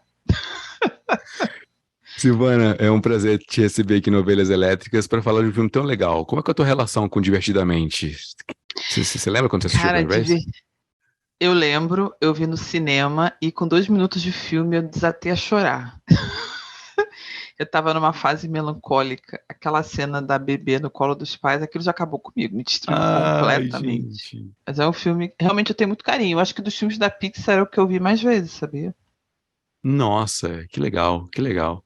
A Riley é uma criança bem interessante, né? Ela é pré-adolescente, ela tá indo para a adolescência, né? Tá passando por mudanças naturais na vida dela, e vem um fator de mudança que potencializa mais ainda, né? Ela muda de cidade, muda de escola, tem que se adaptar. E então, obviamente, assim, os níveis de estresse vão aumentando, as complexidades que ela vai ter que lidar com as suas emoções vão aumentando, e a gente consegue ver isso dentro da cabeça dela com essas emoções base. A gente tem alegria, tristeza, nojo, medo e raiva. Medo e raiva. Acredito que tenha havido alguma pesquisa na galera da Pixar mais aprofundada na psicologia para isso, né? O que você acha, Silvana? É exaustiva a lista? Não, então, eles seguiram uma corrente, né? Uma corrente uma das teorias sobre a formação dessas emoções base. E aí eles incluíram as 5 básicas, mas eu acho que eles deixaram coisa de fora, assim. É porque eu acho que essas 5 é como se você pudesse abrigar as outras, né? Eu posso até dar uma olhada aqui, que teve coisas na época que eu procurei e tudo mais, mas eles seguiram a teoria de um teórico da questão da formação da psique, e aí eles tentaram fazer o máximo de essência, a ideia das emoções da memória base, tudo isso. Mas, é claro, é imperfeito, né? Para fins didáticos, é maravilhoso, são maravilhosos, mas você tem que levar em consideração que vai ter gente que vai dizer, não é bem assim, né? Tal coisa também não é desse jeito. Mas eu acho que como uma forma de discutir, eu acho que é muito bom, sabe? Uhum. É porque o nojinho, né, em inglês é disgust, né? Que seria a melhor forma de explicar a ideia ali do nojinho, né? Essa coisa da aversão. Entendi. Essa seria a teoria ali por trás. Entendi. Thaís, como é que foi a tua experiência com Divertidamente? O que mais me marcou foi o final. Quando você vê que é a alegria que está coordenando toda a criação de emoção ali, e quando ela sai e a tristeza tem que de alguma forma coordenar, você vê que o mundo dela meio que ela se encontra em outro estado emotivo. Essa positividade, essa alegria, parece que vira uma vilã na história. A criança tem que ser sempre alegre. E como que o pai e a mãe lidam com aquela tristeza? Quando começa ali aquela transição de a felicidade não está mais ali e quem está coordenando é a tristeza, você vê que o mundo dela começa a entrar num processo de decepção. E aí eu fico pensando nessa questão do adulto que quer só ser feliz, em busca da felicidade o tempo todo, e não sabe lidar com a tristeza. E sendo que a nossa construção de emoção começa aqui, na infância, na pré-adolescência, e estamos construindo uma geração tão fraca, que não sabe lidar com essa tristeza, só com a felicidade, que quando chega nesse momento da tristeza tomar conta ali da saúde emocional, é como se fosse uma desilusão. Você encontrasse uma desilusão, você afundasse ali num estado de tristeza. Nossa, eu não tinha pensado por esse lado, né? Crescer dói, né? No fim das contas. Amadurecer dói. É curioso, né? Ela passa uma vida, sei lá, com uns 10 anos, 11 anos, onde a alegria tá guiando, né? São momentos de alegria, de felicidade e tal. Mas amadurecer também é perceber que a gente precisa lidar com os reveses da vida, com problemas que a gente precisa superar, precisa resolver, com dores que a gente precisa aprender a sentir, né? Porque criança, quando sente dor, chora. Adulto, quando sente dor, faz careta, e aguenta. De alguma forma, a gente aprende a suportar a dor, né? É até bom a gente ter aqui uma médica para poder ajudar a gente nas bobagens que a gente fala, e a gente não tem especialista para falar. Mas eu acho que a gente passa por um processo de amadurecimento, né? Que necessariamente tem algum tipo de frustração, dor ou percepção da realidade mais crua e não tão fantasiosa da vida. O que você acha, doutora? Eu acho que tem duas maneiras de ver Divertidamente, tá? Divertidamente é um filme sobre como a alegria vai aprender ao longo da sua caminhada que ela não está sozinha e que ela precisa deixar a tristeza ter o seu lugar em algum momento, porque assim Riley amadurecerá. Uma outra forma de ver o filme é a tristeza, a grande protagonista e vítima desse filme, está sendo o tempo todo sabotada por aquela vilã chamada Alegria, que é irritantemente, né, ignorante, porque a alegria ela tem um problema que se chama otimismo patológico. Né? A alegria era assim, não, vai mudar, não, tudo vai dar certo, vai ser uma maravilha, nova cidade é maravilhosa. Pizza de brócolis vai ser maravilhoso, não sei o quê. E ela é otimisticamente patológica, assim, né? Ou patologicamente otimista. Ela está o tempo todo falando que tudo vai dar certo e não deixa a pobre da nossa heroína, a nossa mocinha, que é a tristeza, viver. Ela oprime a pobre da tristeza. entendeu? Quando a tristeza vive o seu processo de libertação, aí sim Riley amadurece. Então, você tem duas formas diferentes de ler divertidamente. E a jornada do herói da tristeza é quando ela encontra com aquele elefante maluco lá, que Bim é o bom, como é que é bim bom. Bim bom, né? Que eu falo que muita gente acha que Deus é o Bim bom, né? Um elefante lilás com bolinhas amarelas e tem um guarda-chuva e o nariz de palhaço e voa, sei lá, essas coisas. Que é o Deus todo amalgamado, assim, com base nas nossas emoções infantis. Por que eu brinco, né, com essa história? Porque eu penso assim, no mundo que você é obrigado a ser feliz, né, os melancólicos sofrem muito. Então, eu vejo que o filme ali, de certa maneira, ele mostra um respeito, né, por esse lado. Eu sei que muita gente pensa assim, mas a gente nunca teve tanta gente deprimida, a gente nunca teve tanta gente com problemas de saúde mental, né, associados ao humor, né? Em parte, isso não explica tudo, tá? Mas, em parte, é porque a gente, às vezes, tem tantas expectativas frustradas e a gente não aprendeu a lidar com elas, né, nas nossas infâncias e tudo mais, que aí a gente vai, uma hora a gente quebra, né? Quando você vê assim, contextos de pobreza, contextos, né, de guerra, situações assim muito extremas, de certa forma o ambiente ele acaba selecionando os resilientes. Eles se tornam adultos, às vezes contam histórias assim terríveis de infância. Na minha família eu vejo muito isso, né? Gente que passou fome, gente que foi entregue pela mãe para ser criado por outras famílias e a ponto de uma família não aceitar mais, aí ter que ficar para outra família. Então são pessoas que chegaram à idade adulta, mas com muitos sentimentos de tristeza, muitas tristezas na vida. Essas pessoas não são necessariamente mais robustas que as outras, sabe? Às vezes a gente acha assim, essa pessoa lutou muito, não, ela agora vai ser mais forte. Ela ficou com sequelas, ela ficou com marcas, isso deixou marcas, sabe? Isso não foi uma coisa que passou incólume e não deixou marca nenhuma. E aí são pessoas que não dão lugar à tristeza, né?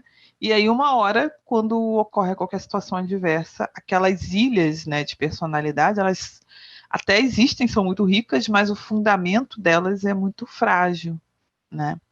Eu acho que isso é uma lição que a gente pode pegar com divertidamente. Claro, gente, ninguém tem que pegar criança e trancar em quartos escuros, né? Ou privá-las de carinho, ou colocá-las em situações para criar adultos mais fortes. Isso é loucura, né? Isso não existe. Mas a gente precisa, aos poucos, com as pequenas coisas que ocorrem na vida, como, né, quando você não consegue o doce que você quer, né? Quando o amiguinho da escola às vezes não se comporta da maneira que você gostaria, né? Nas pequenas coisas a gente tem que ir mostrando, né, para as crianças que existe o lugar de todas as emoções. Eu até peguei aqui o nome do neurocientista, é o Paul Ekman, tá? Ele é um psicólogo e ele é mestre em estudo das emoções. Acho que o Light to Me também ele foi consultor. Isso, Light to Me se baseou na obra dele, né, de microexpressões. Isso. Pois é, eu falei que eu me emocionei muito com Divertidamente. Eu acho que é um filme para começar, né? Muito bem produzido. Eu acho que as músicas, a trilha, é toda uma trilha feita para deixar você emocionado. Inclusive, isso é uma baita sacanagem que a Pixar faz nesse filme. Eu acho que eles, assim, pegaram pesado no lance de mexer com a sua frequência cerebral usando música, com a sua sintonia com o filme. O traço também é muito bonito. Eu acho que é um filme muito bem, assim, produzido, né, com muito esmero, como tudo que eles fazem, mas esse realmente é complicado. E eu penso que ele é um filme muito didático, assim. Eu acho que dos que eles trazem de teorias e ideias, eu acho que o Divertidamente é o mais didático que tem, né? Ele tem. Alguém vai dizer assim, ele tem várias camadas, mas eu acho que ele é bem simples, ele não tem tanta camada por isso que ele é bem didático, assim. Eu não sei se vocês, o que que vocês acham, mas eu vejo uma camada assim bem infantil. Tem as personagenzinhas e a alegria e a tristeza e, né, as 5 emoções, tem o bim bom e tem o, né, aquele pessoal que faz os pesadelos, assim, é tudo muito para criança brincar ali com os personagens, achar divertidinho. E tem a camada com, olha, isso aqui é uma aula de neurociência, a gente vai passar aqui a teoria do fulano de tal e você vai aprender. Se você concorda ou não, tem contestações ou não, tá tudo certo. Né? Então eu vejo assim que é um filme bem didático, bem legal de entender. Eu acho boa a lição final de que a tristeza tem seu lugar e que você precisa aceitar, né, essa verdade, né, essa realidade, no mundo em que a gente medicaliza muito a tristeza, né? Então você fica triste, não consegue dormir, você toma um remédio. Você está triste, você não consegue comer, né? Você às vezes faz várias autoindulgências, né, para conseguir. Às vezes você se droga, né, para espantar a tristeza. Então, esse é o mundo que a gente vive hoje, né, uma alergia à tristeza. Então, o filme tem esse serviço bom. É, eu não consigo ver, assim, ressalvas, né, no filme. Eu só acho legal algumas observações, assim, que é a ideia de que, várias ilhas, né, as ilhas foram destruídas e várias ilhas novas surgiram, e aquelas ilhas novas vão cobrir as antigas. Eu penso assim, numa visão muito otimista, né? E a infância para a adolescência, a gente realmente é muito mais resiliente, né? A gente muda de escola, sofre, chora, esperneia, rola no chão. Em um ano a gente tem novos amigos e tá tudo certo, e são os melhores amigos da face da Terra. Né? A gente tem como criança essa capacidade, mas muita coisa que a gente passa na infância não tem como ficar sem sequelas. Eu acho que o filme ele peca um pouquinho nisso, porque as ilhas são destruídas, surgem outras no lugar e estão sendo construídas, são melhores, mais fortes. Não necessariamente, né? Às vezes vai ficar ali uma ruínazinha, vão ter que fazer um museu da ilha destruída e aquilo ali vai ficar para trás, né? E a outra coisa que eu acho assim do filme deixa eu ver se eu consigo organizar bem. É que eu acho um ponto legal é que o filme na mãe, né? A emoção que parece ter dominado ali no final é a tristeza, né? Várias pessoas falaram sobre isso, que no final todas as emoções de base ficam com carinha de tristeza. No pai, eu acho que é a raiva, né? No Todo pai é a mundo fica raiva, com isso. aquela cara de, né? E aí, isso no filme não fica muito claro se, né, todo mundo no final vai ter uma emoção básica que vai dominar as outras, e todo mundo vai ficar com aquela carinha, né? E muita gente ficou especulando, né? Por que que a mãe é a tristeza, né? Por que que a mãe é a tristeza? Até pensando assim, será que ela tem alguma frustração? Mas é porque, assim, a tristeza é muito preventiva, né? A tristeza, ela te dá ela tem um pouco de proteção também envolvida. O nojinho tem, mas a tristeza tem bastante também, né? Isso de você, dali você tira lições para o futuro, você traz aprendizado. Então eu vi também esses easter eggs ali jogados, né? Que a gente poderia aqui ficar 2 horas falando, né? Já que o filme tem teorias psíquicas e outras coisas, né? Por trás. Mas eu acho que o principal né? Você tem que saber equilibrar todas as suas emoções, né? E não existe uma emoção negativa. O que existe é o momento em que a gente não sabe lidar com aquela emoção. E fica um exemplo clássico, né? Morre alguém, você quer enterrar a pessoa em 24 horas e diz assim, enterrou, acabou, vou viver minha vida e males que vem para bem, né? E você não quer viver tristeza, você não quer chorar em público, você não quer prantear, você não quer se guardar no luto, você quer sair para tomar cerveja com os amigos, como vejo muita gente fazendo, né? Não, porque eu tenho que espantar, bola para frente, não sei o quê. Gente, viver luto faz parte, né? Isso é uma lição que a gente precisa aprender.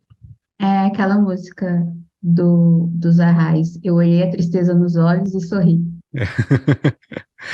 A gente Veio aqui perdeu, na mente. a gente perdeu o timing de lançar esse episódio no dia 17 de janeiro, né? Veio agora aqui na mente, eu olhei a tristeza nos olhos e sorri. É praticamente o finalzinho quando a alegria e a tristeza estão se encontrando.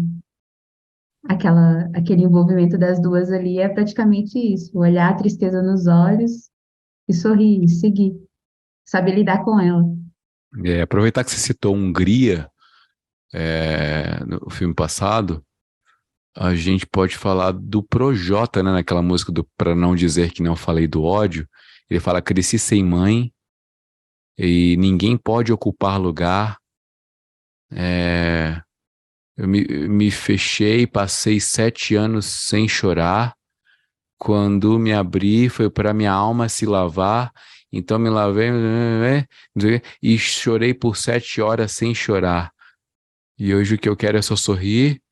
Meu coração blindado limita as palavras que pode atingir. Aí já vai para outra parte. Mas o fato é, muita gente faz isso, né? Fecha o peito e passa e recusa o choro.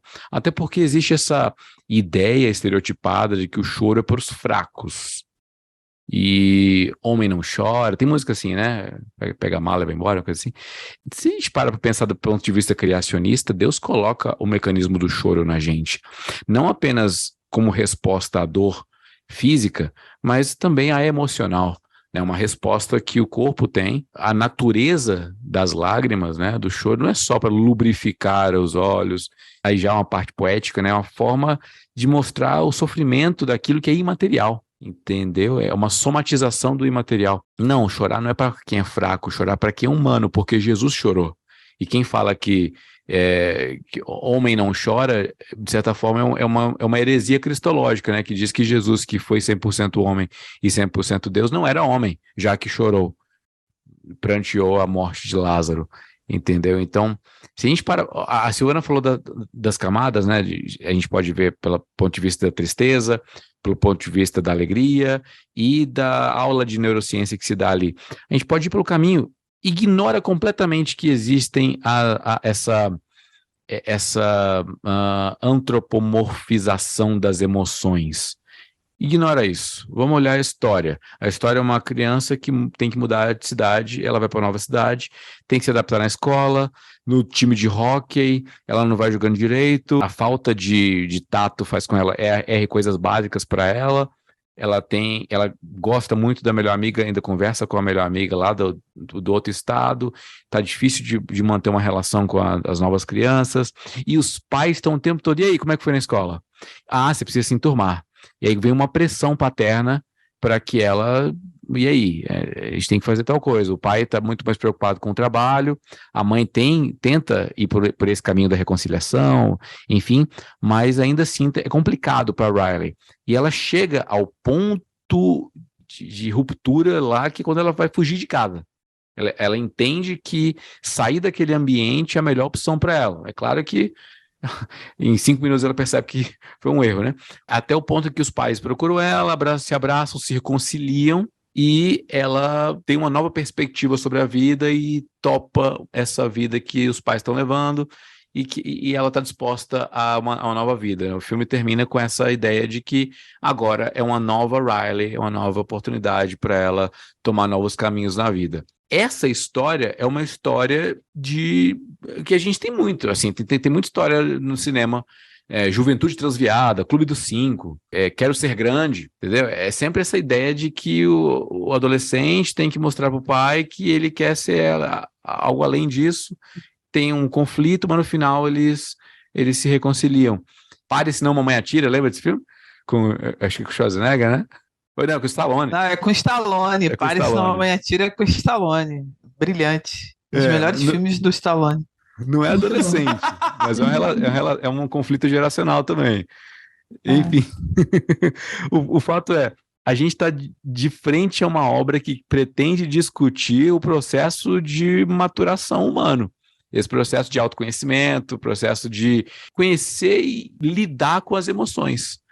A própria e a do outro, porque os pais também precisam lidar com as emoções da filha. É um processo também de respeito, enfim. As emoções, trazendo ela de volta agora para a história, elas nos ajudam a entender essa história. A dar um zoom in, né? Mostrar dentro da cabeça da Riley, que nem aquele meme, né? Já parou para pensar o que passa na cabeça de alguém? Aí dá um zoom. Enfim, é uma forma didática de demonstrar o que está acontecendo nesse processo. Claro, quando eu assisti a primeira vez, eu fiquei um pouco chateado com isso, porque parece que essa personalização das emoções tira a responsabilidade do indivíduo. Porque quem faz a Riley fugir é o medo e a raiva que assume, a raiva que assume, ou a alegria que assume, a tristeza que assume. Então não é nunca... Quem é a Riley? Entendeu? Cadê a idiosincrasia? Cadê o indivíduo Riley? Parece um amálgama disso, né? Guilherme de Carvalho diria que é a revolução afetiva na veia. A revolução Divertidamente. afetiva. Que ela é totalmente movida pelas emoções, né? Ela não Isso. tem, são só as emoções, ela não tem raciocínio, não tem o momento psique ali, né? Um pensador assim que solta. Não, é tudo as emoções, né? São só emoções que existem, né? Ela é toda emocional, né? Isso é um ponto a ser. Até, como eu falei, eu acho o filme maravilhoso, acho que da Pixar é o que eu mais assisti, um dos meus preferidos. Agora, ele traz algumas discussões, inclusive tem teóricos que discordam de coisas que são faladas ali, tudo mais, e ele tem coisas que podem ser debatidas, né? A gente é movido totalmente pelas emoções, a gente não tem nenhum ser que move. Vamos fazer uma conta de matemática aqui, né? Colocar um quadro aqui, planilhar, né? E usar de lógica, né? Não tem um matemático no grupo, só tem o historiador e o matemático ali, né? Podia ter no time historiador e matemático, né? Isso. Ele entra em contraste com o Soul, não é? Porque o Soul você já vem com a personalidade. Isso, são escolas diferentes, me parece, né? Existe uma construção baseado nas circunstâncias, nos eventos da vida, em Divertidamente, ao passo que em Soul isso já é pré-determinado. E você agora, as circunstâncias apenas vão demonstrar para você ou confirmar para você qual que é esse chamado, essa missão que você tem, esse propósito que já está imbuído lá na sua alma. Né? A gente vai conversar sobre isso em algum outro episódio. Porque eu acho que o Soul tem coisas aí muito profundas, né? No Soul, emoção demais pode ser um problema, mas aí a gente vai entrar no filme. Amo Soul, também é um filme que eu sou apaixonada. Muita gente criticou, vi gente... Eu não gosto. Eu sou crítico. Gente. Assim, eu amo no sentido da obra, não que eu falo assim, não, a vida é assim, exatamente. Do ponto de vista, assim, da obra em si, da trilha sonora, da produção. Não. Eu gostei a muito. animação eu gosto é do muito sax. boa, né? A animação Eu sou apaixonada em sax, então... eu gostei muito dessa história do jazz. Me trouxe várias memórias, que aí eu não vou ficar falando, senão é muita coisa. Mas, assim, eu acho que o Divertidamente tem esse problema que mente... Ali ficou uma mente muito emocional. Mas é uma criança, né? E você pode levar isso em consideração, né? Mas a gente não é só emoção, né? E como eles passearam ali por diversos departamentos, né? Tinha um departamento de sonhos, né? Tinha o trem, tinha as memórias esquecidas. Tem uma parte das abstrações, né? Isso. De conceitos ali, eu não lembro direito. O que eu achei engraçado, Erlan, é que você citou um meme que, na verdade, é uma cena do Divertidamente. Já pensou o que passa pela cabeça dela? É exatamente uma frase do filme, Divertidamente. É o início. É verdade. Eu não vejo Divertidamente desde ele é de 2014, sei lá. Faz muito tempo. De 2015. E virou meme, porque a gente vê no Instagram, né? Já pensou? E é exatamente uma cena do Divertidamente. Você citou um meme do próprio filme. E aí, o que a gente aprende no final das contas? Como é que a gente encerra? Porque, olha só, qual que é o papel... Se a gente para pensar do ponto de vista até do cristianismo, né? Tem algo imaterial em nós que nos guia. Tem esse espírito que habita em nós, que confirma que o nosso espírito somos filhos de Deus, mas que de alguma forma a gente se submete, ou o nosso querer a ele, a gente submete às nossas vontades, às nossas paixões, a gente entrega no altar, entendeu? De alguma forma. Então, o que a gente fazia antes, que dava alegria pra gente, a gente deixa de fazer. aquilo que a gente se preocupa em não entristecer o Espírito Santo. Parece que no Espírito Santo tem lá a tristeza, e que se a gente faz E a algo, raiva. tem a ira, né? Tem. E tem a alegria do Senhor, que é a nossa força. Enfim, a gente pode ir para vários lugares. O nojo, né? Vomitarei da minha boca. Parece que dentro de nós, a sala do controle, na conversão, ou pelo menos nessa experiência religiosa de entrega a nossa vida para Deus, quem assume essa sala de controle não são as emoções, né? É um ser, mas também somos nós. A gente não entrega e vira um robô de Deus, né? Assim, lições de Divertidamente, eu acho que primeiro a gente tem que aceitar que nós somos seres complexos, né? Uhum. Às vezes chega alguém e diz pra gente assim, faz isso, faz aquilo, é só você fazer, aquela história, né? É só você substituir a banha por abacate, aí você vai ter um molho, né? E a vida não é assim, né? Nós somos seres complexos, às vezes sob mesmos estímulos, pessoas diferentes terão reações diametralmente opostas, né?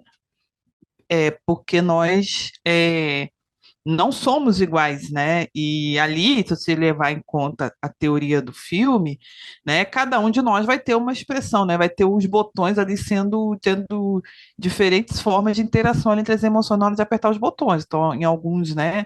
Vai haver mais medo, em outros mais nojinho e por aí vai. Eu vou tentar tirar assim, né? Uma lição, uma coisa que eu não devo aprender com Divertidamente. E uma coisa que eu devo aprender com Divertidamente. Eu acho que o que eu não devo aprender é que a minha vida é guiada puramente por emoções. Eu acho que isso é uma coisa que eu devo. O filme pode trazer isso, a gente fazer um contraponto, né? A nossa vida não é guiada. Mas as emoções são importantes. Elas são importantíssimas, elas dão cor, né, às nossas memórias, isso é verdade, né? Eu tenho memórias na minha vida que só de lembrar eu choro, né? Hoje eu estava organizando ali fotos do meu casamento para colocar na parede, né? E vem emoções maravilhosas assim na mesma hora, assim, eu fiquei rindo assim, né? Então, assim, as emoções têm cor, né? As memórias têm cor, isso é maravilhoso, mas a minha vida não pode ser guiada só pelo emocional, né? É preciso que existam outras coisas. Mas é a minha personalidade. Mas é como eu sou, né? E na verdade, como cristão, a gente submete isso a alguém, né? Não é solto e eu sou levado pelo vento conforme eu estou afim, né? Agora, a lição positiva que eu tiro dali é que realmente, às vezes, a gente pensa que certos estímulos, certas situações vão nos derrubar e a gente não vai se levantar, né? E a gente dando tempo, né, e tendo apoio, a gente tem condições de sair dessas situações e construir, né, ilhas mais fortes, mais robustas. Claro que eu não vou ficar me submetendo, né, de forma masoquista a dores e torturas e tristezas como forma de me fortalecer. Isso não é normal. Mas na eventualidade de ocorrerem reveses, de ocorrerem, né, por exemplo, desemprego, né, doença, perdas, né, crises, eu saber que o tempo e o apoio, eles são armas fundamentais para dali eu gerar, né, um futuro. Muito do que a gente vê de, né, crises emocionais graves, né, pessoas que têm, por exemplo, pensamento de suicídio, né, são pessoas que, em geral, acham que é o fim da linha, né, que não há mais tempo, que não há mais tempo disponível, ou que o tempo disponível não vai lhes caber, né? Então, fica aí, né, a dica, não desista, né, dê tempo ao tempo, e claro, né, busca apoio. Ia lembrar que estamos no Janeiro Branco, da saúde emocional. Tinha esquecido desse detalhe agora. Outra coisa que eu acho legal, que pode pegar dessa ideia, é a dependência de Deus, que somos seres dependentes de Deus, e que a fé, ela é racional. Ela nos leva a um pensamento, a uma mentalidade. Não é uma coisa totalmente gerida pela emoção, mas também pelo cognitivo. Pela nossa mente, é uma fé que pensa, como diria Stott. No fim das contas, esse ser complexo que nós somos, são bilhões de seres humanos vivos, né? Se for contar com todos os que já passaram pela Terra, não cabe nem irmãos gêmeos vão ter reações iguais, né? A gente tem características únicas e cabe a nós entender essas características, respeitar e tentar trabalhar para amar cada uma da melhor maneira possível, né? Respeitando suas limitações e incentivando suas aptidões. Acho que Divertidamente mostra pra gente que talvez relacionamentos sejam tão complexos quanto os seres humanos, porque fácil não é, a gente precisa ter muita paciência, exercer cada uma das virtudes contrárias a essas emoções básicas. Se tá o medo, a gente precisa exercer coragem, entendeu? O nojo, a gente tem que estar disposto, né, ao relacionamento. Se tá com raiva, vem o perdão, vem a paciência, entendeu? A alegria, às vezes, faz a gente perder a paciência até demais, né? Quando você cita lá a questão da alegria que quer fazer o tempo todo. Pizza de brócolis é uma maravilha. Cara, às vezes é necessário ter o realismo, entendeu? Para contrapor a alegria. E na tristeza vem a esperança, né? O momento agora é de você ter a sua tristeza, ter o seu momento de tristeza, mas não é tudo, né? Não é o fim, existe algo a mais. Aí vem a conjectura, né? Quais serão as nossas emoções base na Nova Jerusalém, né? Onde o amor lança fora todo medo. Tristeza e medo fora, Vai raiva embora. idem. Vai Nojo. sobrar só alegria. Aí a alegria. Emoções Mas- redimidas. Mas é uma alegria que não é lelé da cuca, que nem a da Riley, né? É uma alegria que faz Uma que é coerente, positividade né? tóxica. Exato. Exatamente. Agora Pra mim, ela é a vilã. A alegria ali é a vilã, não tem como. Não, a alegria Ela é é vilã do tóxica. filme, Não, eu com 5 minutos de filme tava irritada com a alegria. Ela falou, cara, que saco. Mas, Erlan, eu tô ouvindo que eu ouvi o programa, né? O primeiro programa, o segundo e tudo mais. É inevitável ver como a Pixar começou a deixar o negócio mais complexo, né? Sim. Né? Olha o tempo que a gente está passando aqui para discutir divertidamente e pegar assim, pontual, né? Isso. A gente não citou outros exemplos, como a questão do esquecimento, né? O Bing Bong é algo que é primordial para a Riley criança, mas em algum momento ela abandona essa necessidade do lúdico e excessivo, do amigo imaginário, e ele vai embora, ele vai se sendo esquecido, né? A importância do esquecimento, a gente não tocou nisso, tal. A ressignificação de memórias também, né? Quando a tristeza encosta na memória que era muito feliz, só como ela mudou de cidade, ela encosta e ela se torna uma memória triste. Mas Bom tem que morrer. É essa a lição de divertidamente. Não, só um parênteses.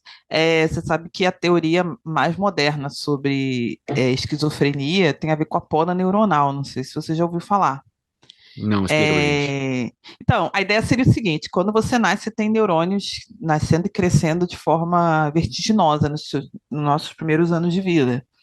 E aí tem um momento em que rola assim é como se você tivesse realmente uma árvore crescendo e você tem que fazer uma poda para deixar os galhos mais fortes, né? Aqueles pontos mais promissores, né? Sobreviverem, passarem e os demais ficarem para trás, né? Não sobreviverem. E aí a gente passa por essa fase na nossa vida aí, né? No meio da infância e tudo mais. E aí uma das teorias mais modernas sobre esquizofrenia é de que, né, isso seria determinado geneticamente, tá? Então, por isso que você tem famílias, né, com histórico de esquizofrenia e tudo mais, mas que essa poda não ocorreria, né? Então, você ficaria com essa... É como se você tivesse uma horta, né, em que você não realizou essa poda e aí vira uma bagunça, né? Tanto você vai ter plantas atrofiadas, como plantas que não deveriam estar lá estão. Isso geraria, por exemplo, a sintomatologia da dificuldade de comportamento de adequação emocional, o embotamento afetivo, né? São pessoas que se fecham, aí entram as ilusões, né? A pessoa enxerga o que não, pensa o que não existe, enxerga o que não existe, só tem alucinações, ela está vendo uma coisa, ela está sentindo uma coisa, ela ouve uma coisa que não corresponde à realidade. Então, assim, o nosso organismo tem que matar os bimbons, né, para ele sobreviver. Isso é parte do nosso amadurecimento. né? E isso é uma coisa é incrível, né? Pensando que Deus gerencia o processo, porque o processo de vida em Deus, ele vai ter esse período de morte, né? Então você vai podar coisas, você vai morrer coisas, né? Sim. Então isso é uma coisa assim que para o ser humano buga o cérebro, né? A cabeça Sim. fica fervendo. Acho que é isso. A gente conseguiu abordar muitas áreas desse filme. Obviamente não é exaustivo, né? Tem espaço ainda para mais discussões que eu queria ver nos comentários desse episódio, seja lá no Instagram, no Twitter, seja no site lá do Bibotalk. Fala com a gente vai ter muito prazer em te ler e te responder. E, enfim, olha só, a gente está aqui como ouvinte que agora está participando. Então, a Thaís, é a estreia dela, espero que é a primeira de muitas participações. Muito obrigado, doutora Silvana, por ter substituído aqui o Rogério e contribuído de maneira tão maravilhosa. Uma mensagem final para os nossos ouvintes. Eu que agradeço. E eu acho que eu não gravei um Ovelhas, não, hein? Acho que. Sua estreia também. É que a gente já gravou tanta coisa junto que. Mas Ovelhas Elétricas é a primeira Ovelhas vez, não. assim. Estreia da Silvana. E, gente, às vezes eu assisto umas coisinhas assim, né, por aí. Se vocês quiserem que eu apareça pra falar de umas coisas, tá bom? E não vejo só novela, eu vejo outras coisas. Gente, mas, assim, cara. foi maravilhoso estar aqui. Essa temática de Pixar, a gente sempre, né, tem essa coisa do carinho pela obra, né? A gente que é ocidental tem muita ligação com isso. Espero que tenha acrescentado aí né, na cabecinha das pessoas. Se a pessoa quiser, né, fazer um contraponto, elaborar uma colateral aí, comentar, enriquecer, vai ser muito bom. Eu quero ler também os comentários. Eu acho que é muito legal e estou gostando dessa série, quero ver mais, entendeu? Vamos tretar sobre Soul. Pronto, então tá intimada já pro episódio 4 que a gente vai fazer de Pixar. Muito obrigado, doutora.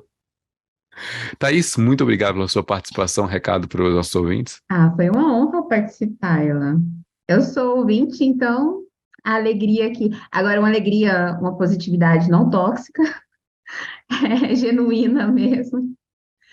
Foi uma alegria participar, porque como ouvinte, tá participando do podcast é bem legal. É outra experiência, é outro ângulo. Que demais, que demais. Espero que melhor, né? Já que você viu os nossos bastidores, você viu como é que a gente faz. Muito obrigado, ouvinte, você que ficou com a gente esse tempo todo e espero que vocês estejam conosco no mês que vem, episódio novo de... esse aqui sai em janeiro, o próximo a gente vai falar, nossa, o próximo vai ser muito bom. Então, fiquem espertos e atentos para o próximo episódio, novidades no Ovelhas Elétricas, crossover, já posso adiantar. Muito obrigado, fiquem com Deus, até o próximo mês e tchau, tchau.